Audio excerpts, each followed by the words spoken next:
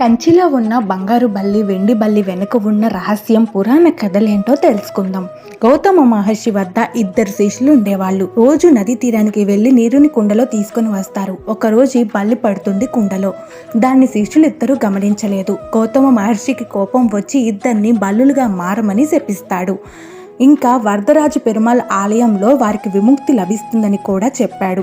పెరుమాళ్ ఆలయంలోనే బల్లుల రూపంలో ఉంటూ స్వామివారిని ప్రార్థించారని ఈ కథ ఉంది. గౌతమ మహర్షి శిష్యులకి శాప విమోచన కలిగించి వారిని బంగారు వెండి రూపంలో బొమ్మలుగా ఉండమని ఆదేశించాడు. ఇంకా భక్తులకి దోష నివారణ కలిగించమని కూడా చెప్పాడు. బంగారం అంటే సూర్యుడు, వెండి అంటే చంద్రుడనే అర్థాలు కూడా వస్తాయి. కంచి ఆలయంలో ఉన్న ఈ బల్లి బొమ్మల్ని తాకడం వల్ల, బల్లుల మీద పడటం వల్ల దోషాలు, ఇంకా అప్పటి వరకు చేసిన పాపాలు కూడా పోతాయనే నమ్మకం ఉంది. కంచిలో వివిధ ఆలయాలు ఉన్న వరదరాజ పెరుమాళ్ ఆలయం అన్నిటికన్నా ప్రత్యేకమైంది. బంగారు బల్లి ఆలయంగా ప్రసిద్ధికెక్కింది.